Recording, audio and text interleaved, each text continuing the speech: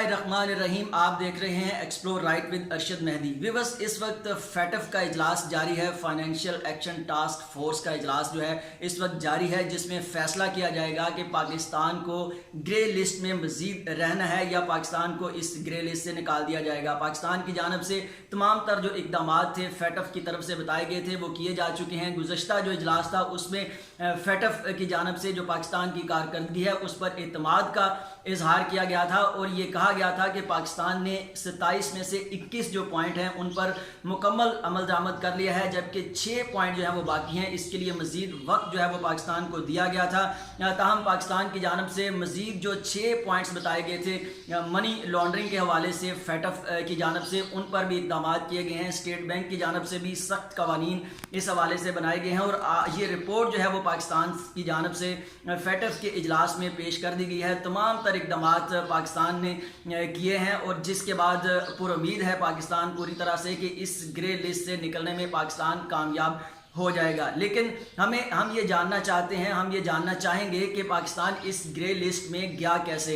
पाकिस्तान, अगर हम terror financing और मनी लॉन्ड्रिंग की बात करें तो पाकिस्तान को इस ग्रे लिस्ट के अंदर ले जाने के लिए कुछ ममालिक जो हैं उन्होंने बड़ा अहम रोल अदा किया, जिसमें इंडिया सर फहरिस्त है। उसके बाद इजराइल, हमारे दोस्त अरब ममालिक और अमेरिका इसमें शामिल है, जिन्होंने पाकिस्तान को ग्रे लिस्ट में डलवाने में अहम किरदार अदा किया। और अब पाकिस्तान को ये कहा जा रहा है, पेशकश की जा रही है कि अगर पाकिस्तान इजराइल को तस्लीम कर लेता है तो पाकिस्तान को फौरी तौर पर ग्रे लिस्ट में निकाल दिया जाएगा।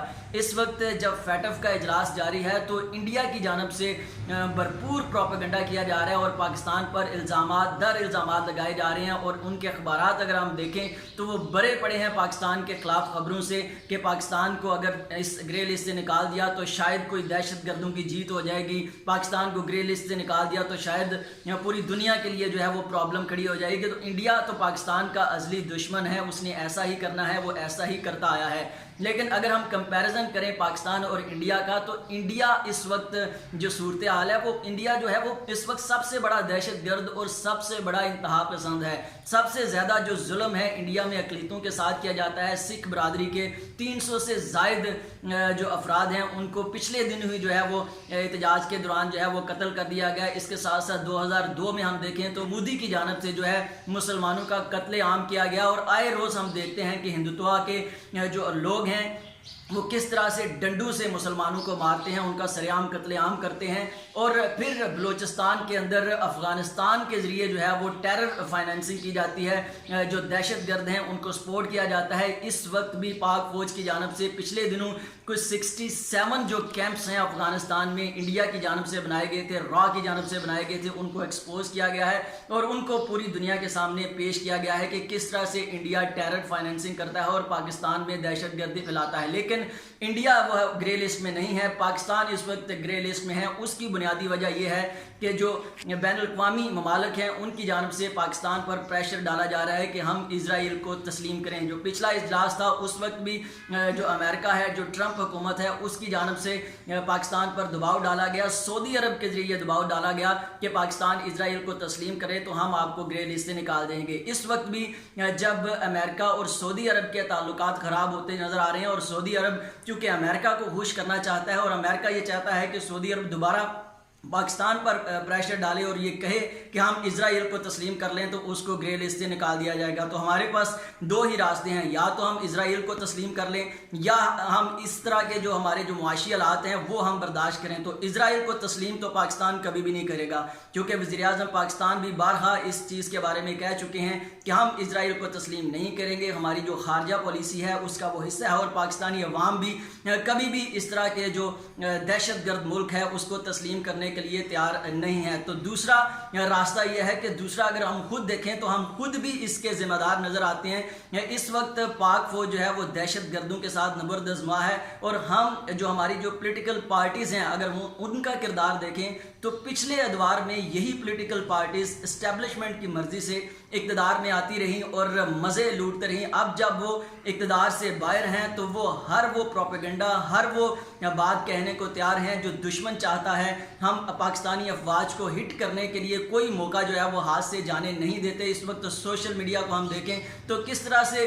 ये भरा पड़ा है। कभी हमें लापता अफराद याद आ जाते हैं, कभी हमें कोई और इशू याद आ जाता है और हम खुद वो काम करते हुए नजर आ रहे हैं जो इंडिया चाहता है, हम इंडिया की ख्वाहिश पूरी करते हुए नजर आ रहे हैं। तो इस तरह से पाकिस्तान के लिए ग्रे लिस्ट में निकलना कितना ही मुश्किल होगा। एक तरफ जो बैनुल-अक़वामी सतह पर पाकिस्तान के खिलाफ साजिशें हो रही हैं और दूसरी तरफ हम खुद इसी चीज़ में लगे हुए हैं कि हम अपनी ही अफवाज के खिलाफ, अपनी ही मुल्क के खिलाफ जो है वो अपने चंद ज़ाती मफादात के लिए प्रोपोगंडा करते हुए नजर आ रहे हैं। अगर हमारी ये चीज़ें दुरुस्त नहीं होती तो पाकिस्तान के लिए आने वाला वक्त जो है वो मज़ीद मुश्किल भी हो सकता है। तो इस वक्त ग्रे लिस्ट से निकलना पाकिस्तान का बहुत ज़रूरी है, लेकिन साथ ही साथ ये भी ज़रूरी है कि हमें देखना होगा कि कौन से ममालिक जो हैं वो पाकिस्तान के साथ खड़े हैं, कौन से ममालिक जो हैं वो पाकिस्तान के साथ नहीं हैं। तुर्की और चाइना हमेशा ही हर पॉइंट पे, हर चीज़ पे पाकिस्तान के साथ होते हैं, चाहे वो कश्मीर का इशू हो, चाहे वो ग्रे लिस्ट का इशू हो। और बाकी जो अरब ममालिक हैं उनकी जानब से दोहरा म्यार जो है वो इंतहाई काबिल अफसोस है कि अरब ममालिक